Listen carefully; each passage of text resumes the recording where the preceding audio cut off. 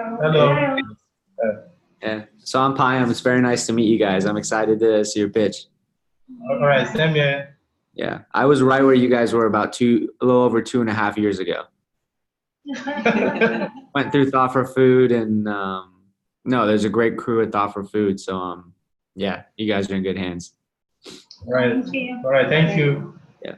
So I looked at some of the material you sent. So I guess you can start with your pitch or introduce yourselves. Happy to help. I can and provide advice on, I guess, applying to the competition, what you should do for your pitch deck, but also, I guess, how you would present to investors as well. As you may know, pitching competitions and pitching investors are completely different. I can help provide information on both. All right. I am Elvis Mom, the CEO of Elvis Mom Enterprises. Okay. I'm Sandra Ojukaya, Project Manager. Okay, my name is Patience Edoza, the Financial Director. Great. Go ahead. Right. So, Elvis Mom Enterprises, we are into production of rice, groundnut, guinea corn, and yams. And why, before we started these enterprises, in the year 2015, the present government of Nigeria, under the President Muhammad Buhari, he came into power in 2015. And the idea was he tried to boost local production, especially in the agricultural sector. So with that, he banned importation of rice into the country. And due to poor agricultural production, especially in the angle of rice, grains, and other agro products, and poor distribution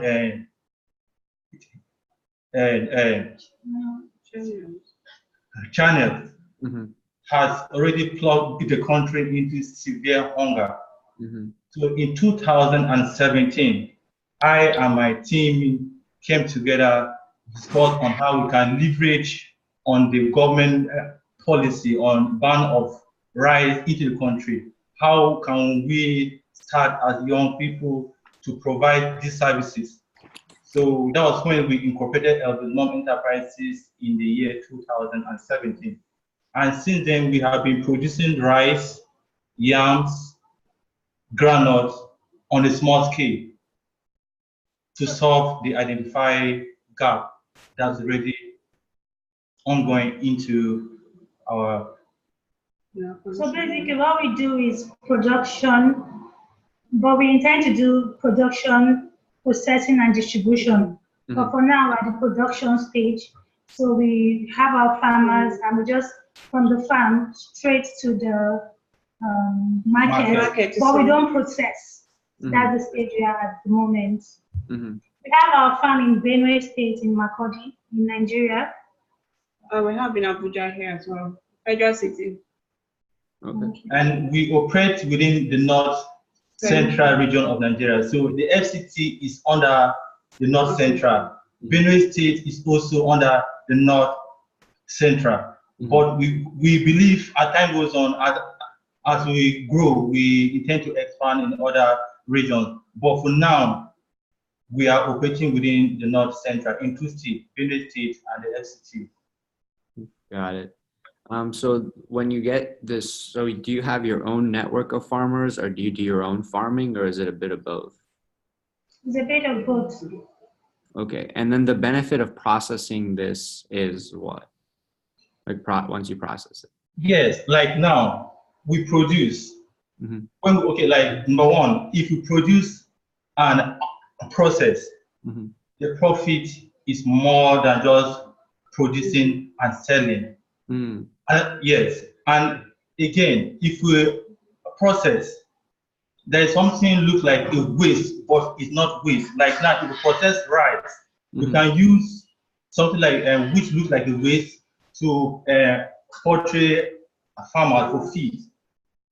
and the how do I call, like the chaff, or like the chaff. The chaff of the rice. From the rice, if we process ourselves to prevent waste, we take the chaff to the poultry. So that is like a cycle. So to avoid waste, so it's from the production to the processing and then distribution.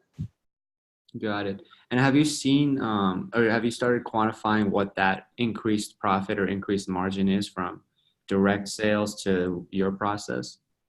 Yes, at the moment where we farm, there are few processing companies there. Most of the farmers there just farm and go somewhere else to process. So there's no processing. Yes. Materials. Yeah, like just as Radhi said, where our farm is, in fact, there are limited processing industry within the region.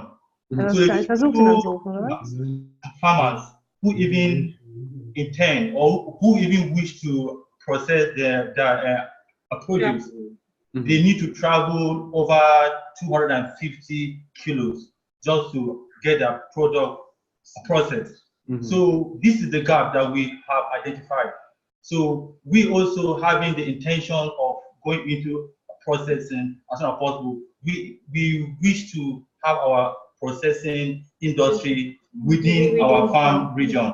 And another good thing is the fact that we already have already 5 international markets that operate within the region. So we have some petty traders who travel all the way from far northeastern part of Nigeria to come down to where our farm is. They buy in bulk, transport it back to the far northeast, to the far north end, just because they feel they are actually exploiting, because there are none of this processing industry within the area.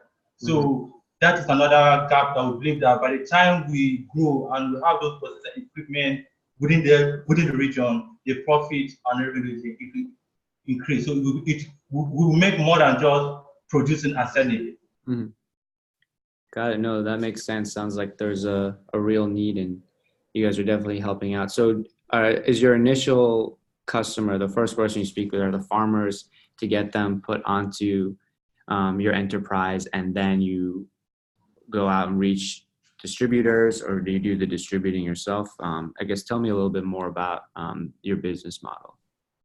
Yes.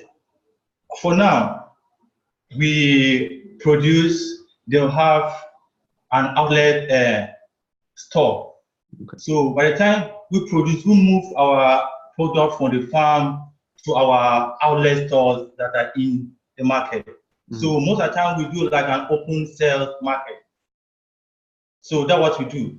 So at the moment, so we believe by the time we grow, we intend to buy a conveying van that we don't need to sell it within, because where we are selling right now, we're making profit, but we're not making more profit.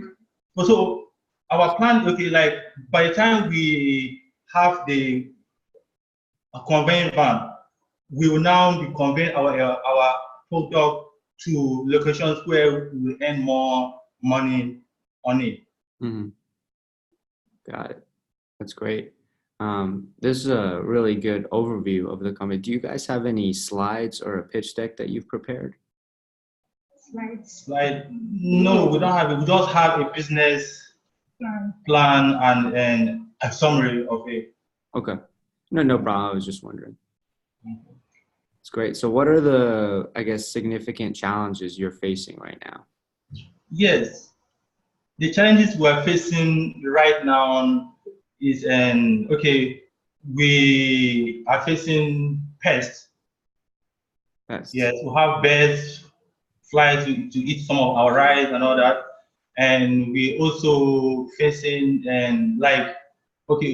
we produce to convey our product from the farmland to our store is also because due to there's no proper means of this local map.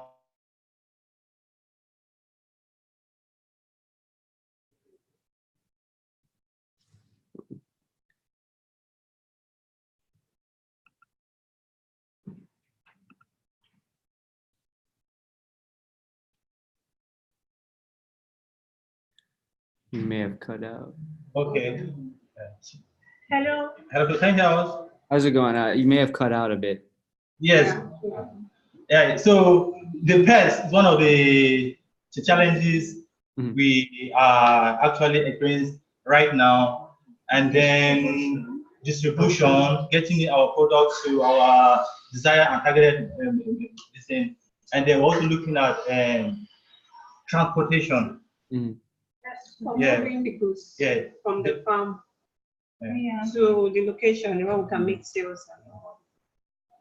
Got it. So some of the equipments we need for production, for processing, like the processing machines, we also have that challenge at the moment. And then because with the ban in importation of rice, the demand for rice in Nigeria has gone up because usually we used to consume foreign rice, but now there's a demand for local rice. But then we can't just, they can't consume the rice from the location, from the farm. We have to process it. Do you understand? Yeah, that's great.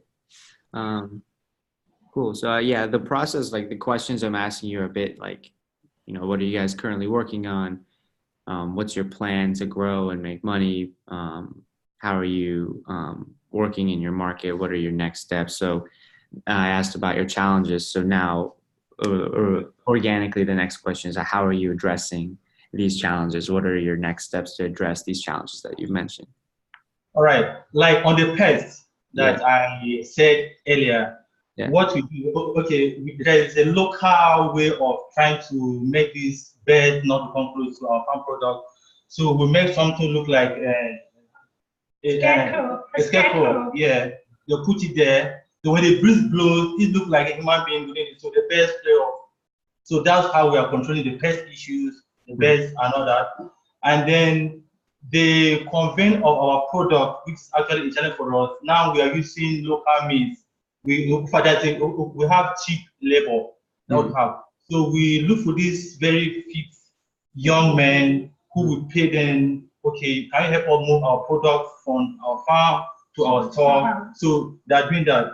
They also hire and wheel barrows that can help us convey our product for now that we don't have any conveying van. So that's how we are managing with the challenges. Yeah, it's great. It sounds like you guys have a good grasp of the things you need to do and the things you need. Sometimes when you talk with companies, they have challenges, but they're not entirely sure of the steps. But it sounds like you guys are really thinking about the challenges, which is, it's going to be incredibly important because, once you want to start raising money potentially or growing your business, a lot of these challenges are going to be what the investors or the people providing money are really going to know. When you're applying to a competition, you may not talk about challenges you're facing. You'll talk about your milestones, the things you've done, how good things are going. But when you're talking to investors, they're going to want to know how their money is going to help you take care of these challenges. Yeah, great. So I guess I'm just going down a list of questions. How much funding do you guys think you need to then address these challenges you've mentioned? Yes, for now, we actually what we have on our business plan, we estimated over like $5,000 US. Yes, and we based on what we have right now, and with this, then from the sales of our product, we have over $1,000 from our personal sales product, so that if you have funding, we can add on it and know how we can solve the identify this thing. And that's the estimated funding we are looking at based on the current plan that we have on ground. Great. And what's that 5,000, the breakdown? I guess what portion is going to materials, personnel, things? Yes. Like what we need the $5,000 for. Number one, we need equipment. equipment is a very, very, very one basic thing we need to have. Then we also need raw materials because the demand in market is much. It's high. Demand is high. And okay, like now we produce, at times we harvest like 10 bags of rice, 10 bags of granules, 15 bags of guinea corn, over 5,000 tubers of yam. But the demand is not, in fact, the demand is high. Higher than the supply. It's higher than, yeah, higher than that. So we believe by the time we have this fund, we will buy more of this raw material and expand our farm with it. And the equipment, with like paying these young men who convey our product from the farmland, in fact, it's also capital expensive in a way. So by the time we have wheelbarrows for ourselves, we're not hiring, we're not paying services to come and do this thing for us. Then, and one good thing, we have volunteers, young men who are learning from us, people who come to our farm to volunteer, okay, I can do this, because they want to learn, want to know how they can also own their own farm. So then another thing is even our farmland, we need to expand to pay more this thing, to have a bigger space. Got it. Yeah. Knowing specifically what you're doing with your money is something that's going to help you a lot, because sometimes when people pitch for a certain amount of funds, they have general ideas of how much they need for certain tasks. But if you can specifically say this much of the funds are going to here, it's going to give a lot of confidence to these investors that you know exactly what you're doing with their fund. And especially at an early stage like this, you know, they're investing in you and your judgment, and you showing that you've thought out what your plans are is going to really help them with that decision. All right, thank you. Yeah, of course. So what does this next 1 year look like for you guys? And if it all goes well, what does the year after that look like?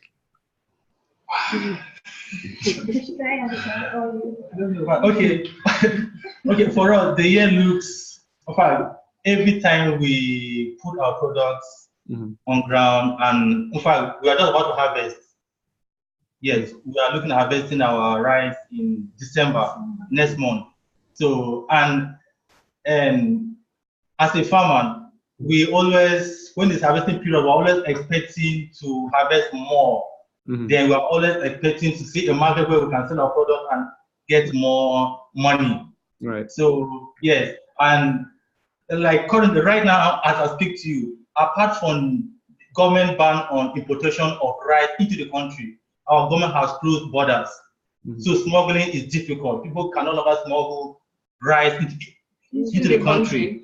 And there's something we say, if the desirable is not available, the available becomes desirable. So right now we are looking at a very, very, very productive year where our product will no longer be given at the initial price. We're looking at, okay, because right now everything is going up. The demand is high. So prices are going up. So we believe it will be a productive year for us, local farmers in Nigeria. Like you rightly said, with the ban on the importation of rice, the demand is high. So if this ban continues to next year with this new government, which we think it will continue, there's more demand for rice. At the moment, a bag of rice goes for 8,000 naira. That's the local rice, but the foreign one used to go for 15,000 naira. But local one is 8,000 naira. But now with the ban, there's a higher demand. So the price of the local rice has gone up to 10,000 naira. And plus the festive period, Christmas and all of that, people want rice. So, and we're actually harvesting. Next month is harvesting. So next year looks very, very productive. There's potential next year. It looks like it's going to be a very productive year for us. Yeah. So that what you just mentioned is very significant to include in your pitch deck or in your thing. The demand is increasing. You know what it's currently at, how much more it'll go up. I mean, those are perfect concrete numbers that anyone will understand. They'll see, wow, this is the price and this is where it's going to. Thank you. Yeah, of course. And you mentioned rice. What about the other and the demand on those? Yeah. Should I? Okay, at the moment we have our granite and guinea corn. We plant them together, the granite and guinea corn, alongside on the same land. The demand for rice is higher. To be fair, among the 4 things we produce, rice is the highest, followed by yam, and then the granite and guinea corn. Granite is seasonal. We plant granite twice a year. Yeah. Twice a year in June and in December. So right now we're at the planting stage for granite. Granite is also good because the process for granite is it's a bit easy. you can get granite oil from it. The products that comes out of granite is a lot. So we can do, there's what we call kuli kuli in Nigeria. Right. There's granite. So from the Granite cake. Yeah, it's from production to the finish. You can get like 4 different products from granite. So you get granite oil, you get kuli kuli, you get a lot from it. And Yes. Yes. So just as rightly said, we have both granite and guinea corn on one farmland. So the ban on importation, in fact, the closure of border right now, and okay, granite, now we can also produce granite oil out of the granules. Yeah. So smuggling of granite outside the country is short of. They used to. Yes, yes. It's Before, illegal. People do that. yes, Not anymore. yeah. So right It's a now, new law yeah, with the new ban on importation. importation and the closure of border, smuggling of granite oil in the country is over. So the demand for granite has also increased because people who are processing granite finish a product for oil, granite cake, they're looking for granite. So granite prices are also going up. Yeah. And so there's something that I said earlier, when the available, when the desirable is not available, the available becomes the desirable. So and so even for hunger, the guinea corn right now, guinea corn also you can get 4 or 3 different products. Finish this for the guinea corn. You can use it for local food, African food. That's what we call tuwo, like they eat another. So with the border closure and ban of eating, rice has gone up. So people now look for other means to sustain. If rice is too expensive, so what do I eat next? So they buy guinea corn, process it, and turn it into a finished product that you can eat. You understand? So this all the product of granite and guinea corn, they work hand in hand. So you're saying that with the high price in rice, people substitute guinea corn for rice for the same meal, but of course it's not the same. Yeah. Because of that. So a close substitute for rice is the guinea corn. That's when it comes to the food. And then the granite, for the granite, we have granite oil. And then the yam. Yeah. Yam too. Yam is a major, in fact, it's a major product in Nigeria. They don't put yam. Yams are always in demand. Very, very. So we don't need to say it's always. In Nigeria, we call it pounded yam. The pounded yam is very popular in Nigeria. So you can get pounded yam from yam. So it's always in demand. And one good thing is the location of our business. We have over 50 boarding schools, restaurants, and all that. So people always rush yam because they need to get this product to prepare a very delicious pounded yam for school, boardings, students, restaurant, hotel, and rest. Okay, because the farm is close to Abuja, FCT, and because of the population, and then Abuja is a very busy city, we bring our product into Abuja. So, like he said, the demand is high. So, from our farm to Abuja, transporting it from Abuja, from Benue State to Abuja, Benue State is really close to Abuja. So, our market is in Abuja, basically. Yeah, no, you guys know your markets really well. That's great stuff. So, showing that over the next year, looks 2 years, it looks like market demand's going up. Looks like you're in a good position to succeed. Now, let's think about this $5,000 that you might need. When is a good time in this next year or two for it to come in? And when it comes in, how is that going to change? You see what I'm doing here? Like you think about another part of this competition, and investors are going to want to see your forecast. Your projections over the course of the next, some like to see up to 5 years. And it's very tough to accurately gauge any of this out. They just want to test your assumptions. They just want to see how you're thinking over the next 2 to 5 years. So market demand's high. You have great distributors and great resources. Now this money that's coming in, what's that going to lead to? Is it going to be more distributors? Are you going to hire more people? So these next 2 years, what are your plans when this money comes in? Right. Okay. If this money comes in, as we always expect, and we believe in the next 2 years, let me say in the next 2 years, we believe if right now we are producing 10 bags of granite. A bag of granite, currently it goes at the price rate of 10,000 naira. So we look at labor, tax, and labor, tax, and distribution. So we substitute our expenses. They will now calculate how much like what it costs us to plant, or production, and salaries, tax, and transportation. We put it aside. So we are expecting a bag of granite. Right now we're generating approximately 4,000 naira per bag of granite. So if you have added, like now, if you have fund, more money, then we end up producing 20 bags of granite.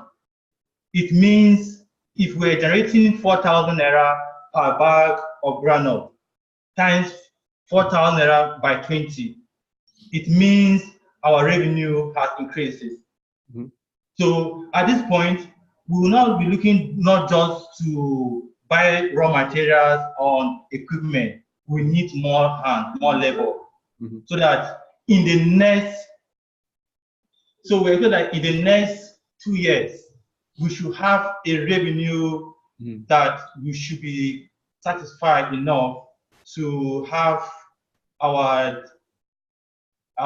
desired and kind of where we have a conveying van, where we have a customer base of at least from 30,000 to 80,000 customer base, which will be visible enough in the market that people will be recommending other customers to us.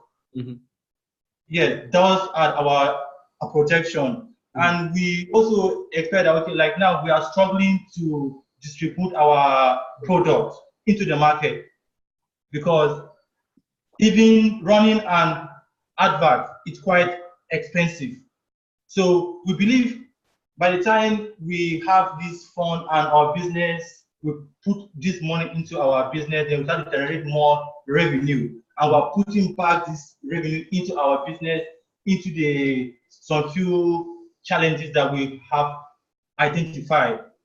There will be more, and our visibility we increase double in the next 2 years. So we project a pool of customer base from 10,000 or from 30,000 to 80,000 in the next 2 years.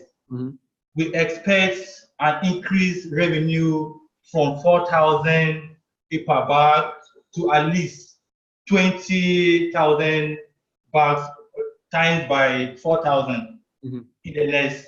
So we are expecting. So this is how we project it.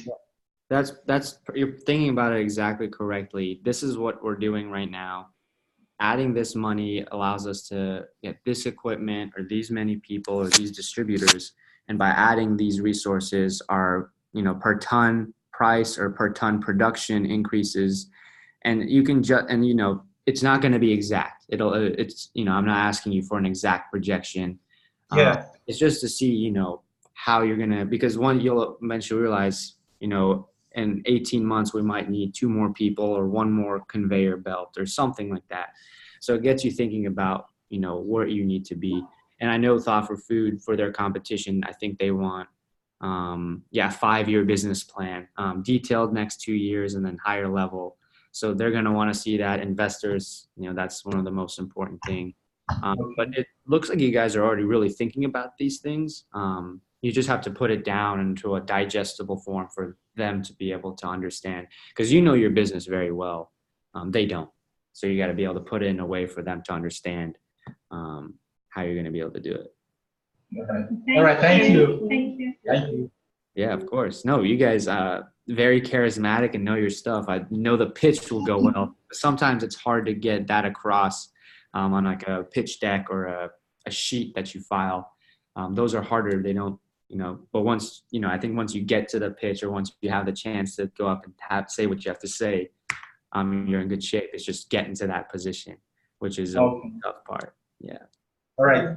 All right. Thank you for the good insight. Yeah. No, what questions do you guys have for me? Yeah. We'll go further. Have a look. Yeah, you can go first. Okay. Okay. For me, the questions I have a lot of questions on mine, and the first one, I read a lot about you online. Thank you. And if a lot, there was you've won, how far you've, in fact, how much you have added into, especially into the agrosphere and all that. I would say it's quite commendable. Yes, it is quite, great stuff. So, and we young entrepreneurs who are newly into the market, it's always interesting. We like to hear from people like you, and so that we know what we are doing right, what we are doing wrong, and how we can care for it so that we can make our business more better, so we can grow. So for me, I would like to ask the kind of like, what advice will you give us so that we can leverage on to make our enterprise more better? What are the skills you think we can add into what we're doing now that we can be more productive?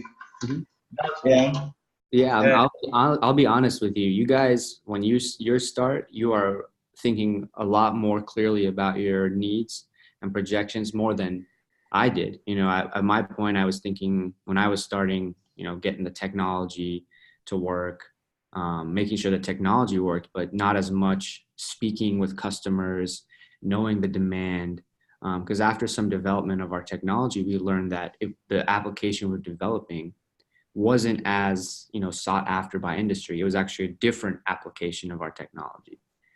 So if we were thinking about those things earlier on, we would have saved an extra year of development or so.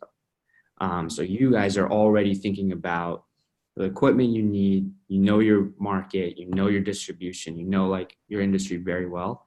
And knowing that early on is going to save you a lot of time.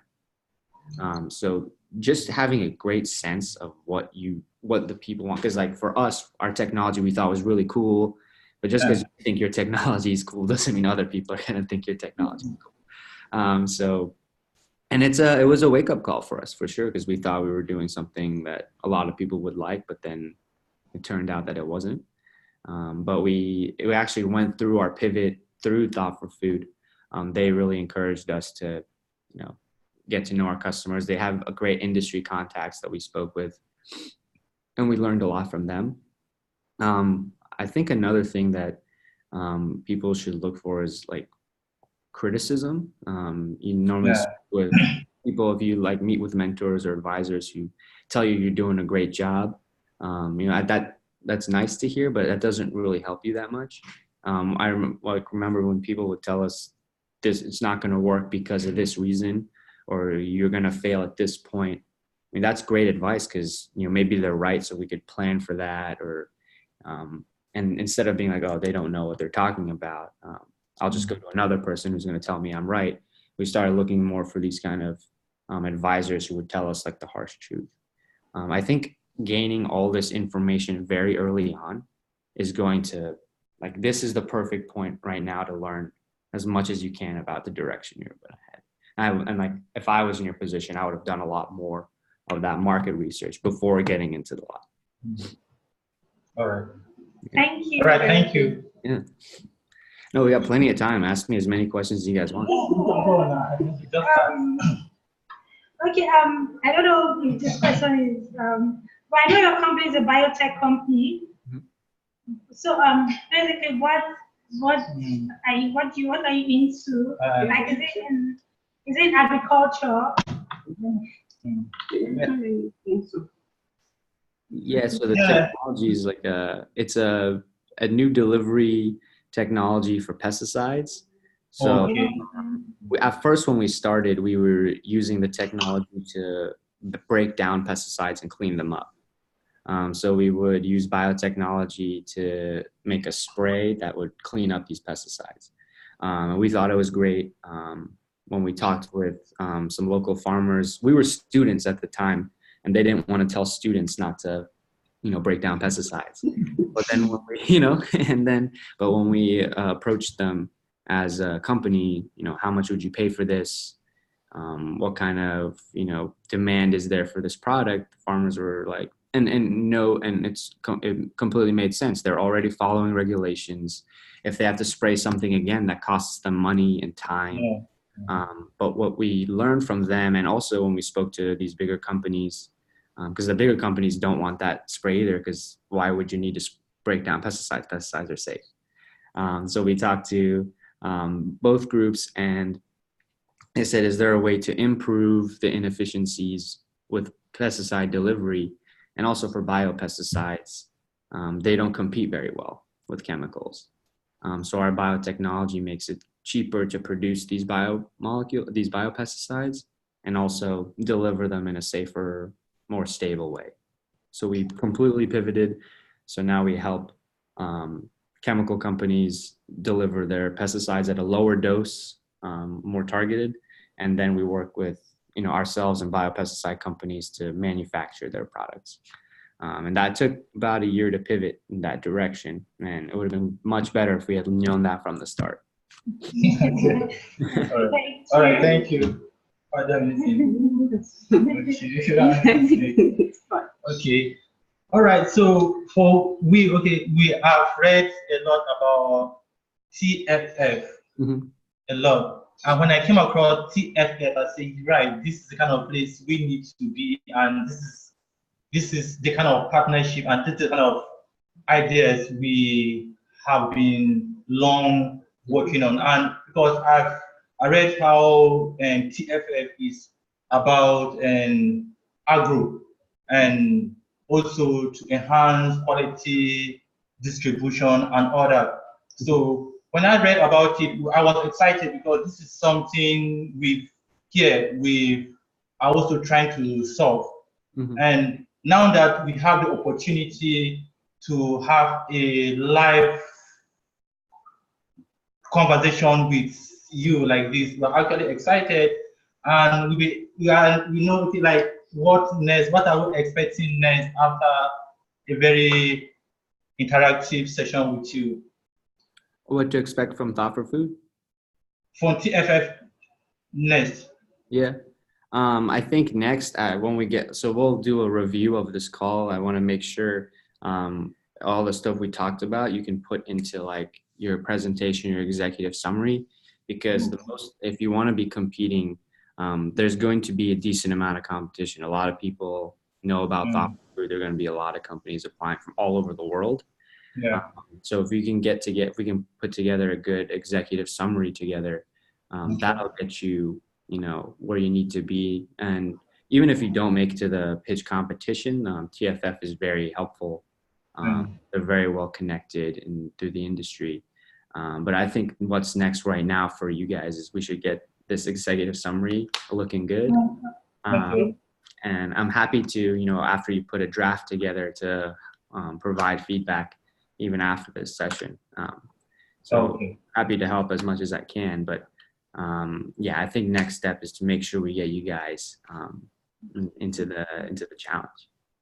All right, thank you. The challenge, and for the challenge, which was great, was they pair you with, when we did it, they paired us with a pitch coach who really helped us put our presentation together throughout the course. From I think there's a boot camp associated with it as well that we did. Once a week, we'd have a call with the Offer Food. They had advisors, and each week was specific to some sort of task for your business model or something like that. So it's more than just a competition. I mean, they're going to really help you prepare your company because, you're not building this company to win a competition. Yeah. You're building this company to make a difference, and we want to prepare you for that. Yeah. Thank you. Yes, answered. Okay.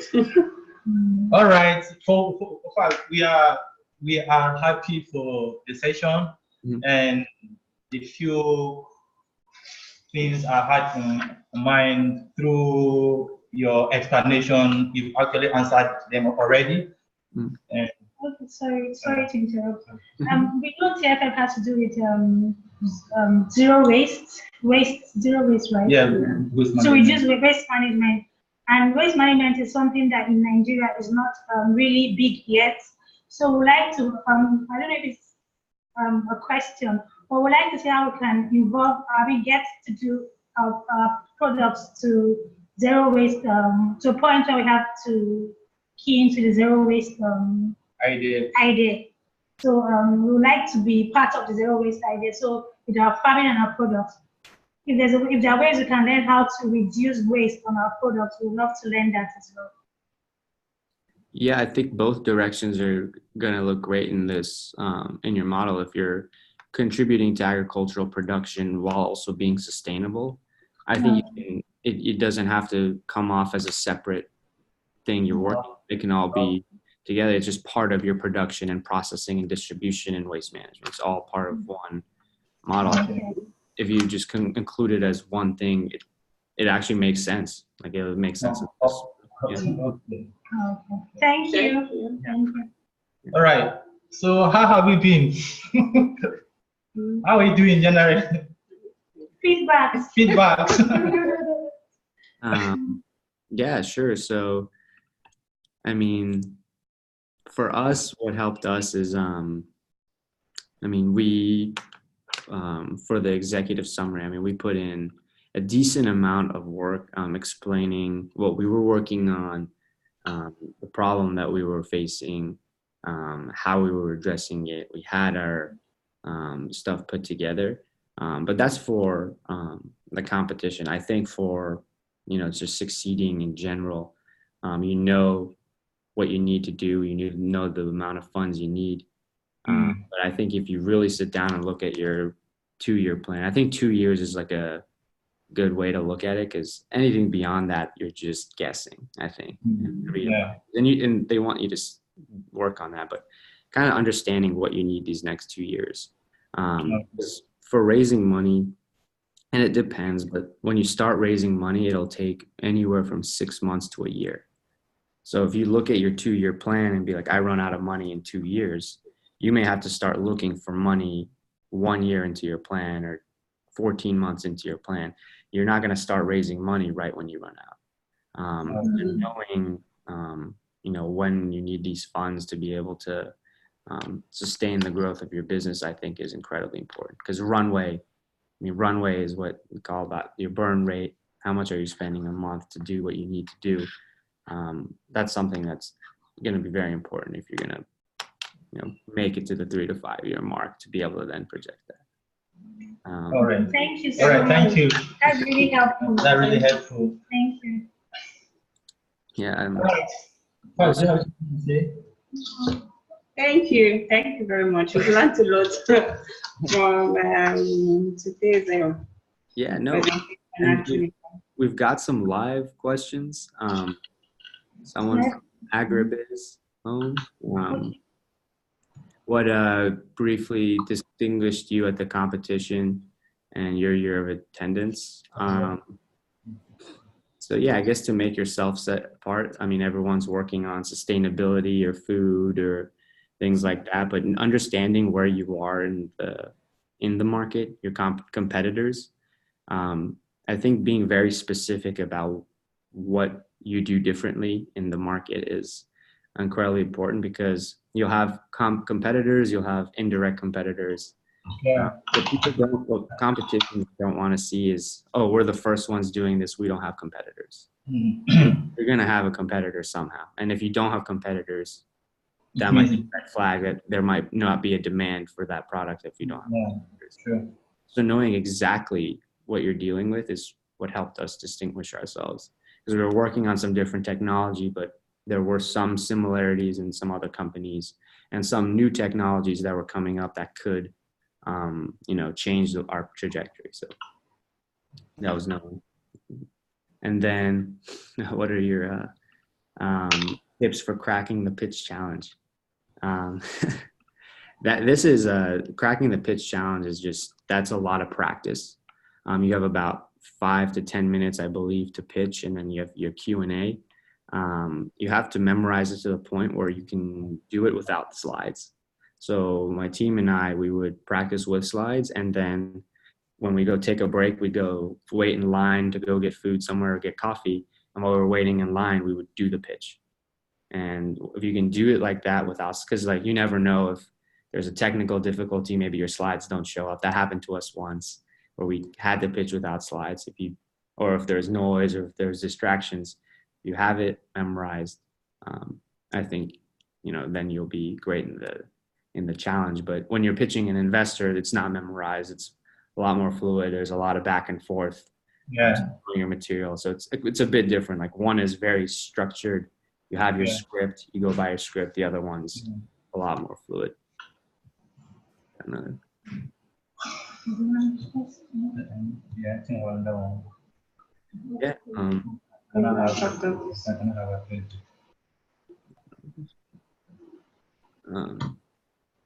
Do you guys have more questions for me?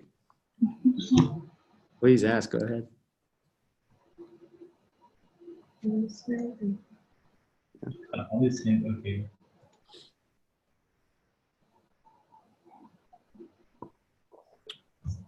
Is that for?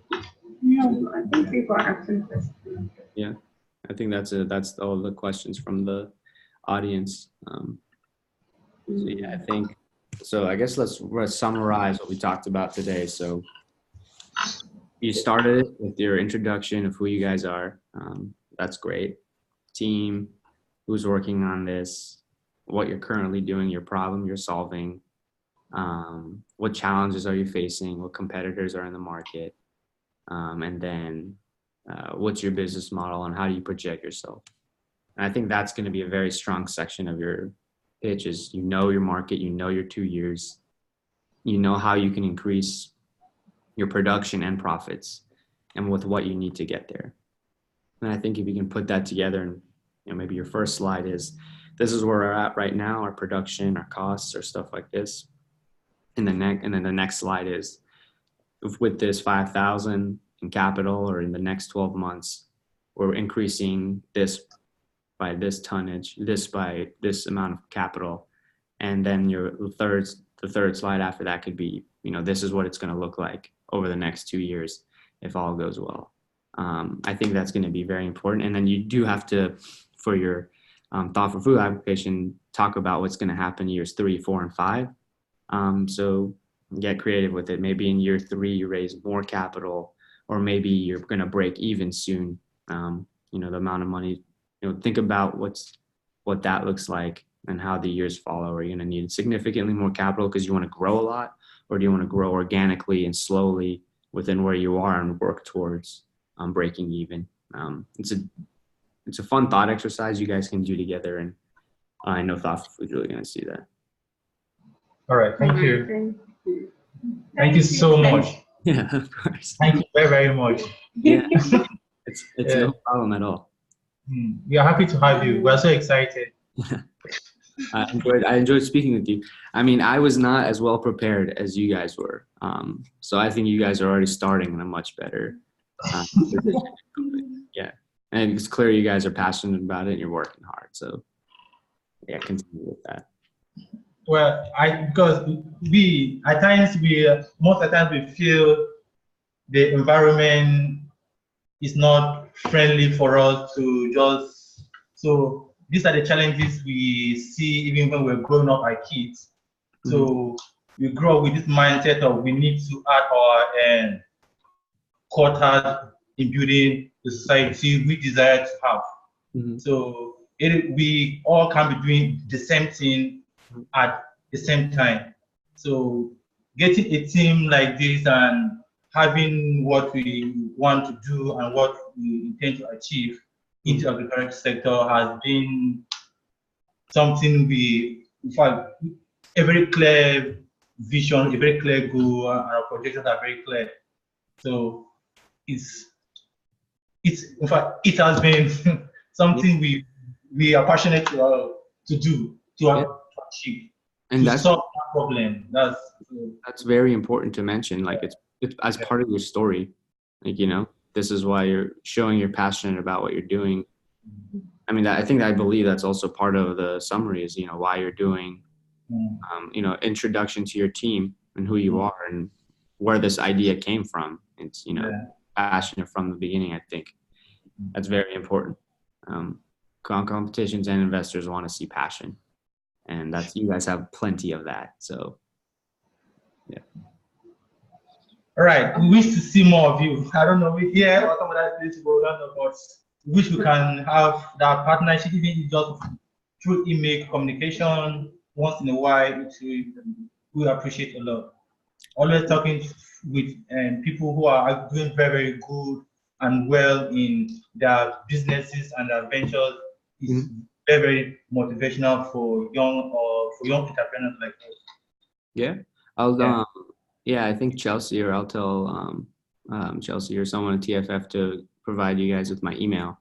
You may have the invite, but yeah, feel free to email me when you have questions about whether it's to offer food, pitching, or anything in general.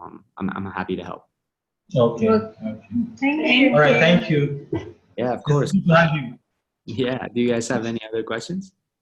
No, not for now. Okay. Oh, great. I enjoyed chatting with you guys. Yeah, we enjoyed it too. Yeah. Take care. All right. Bye.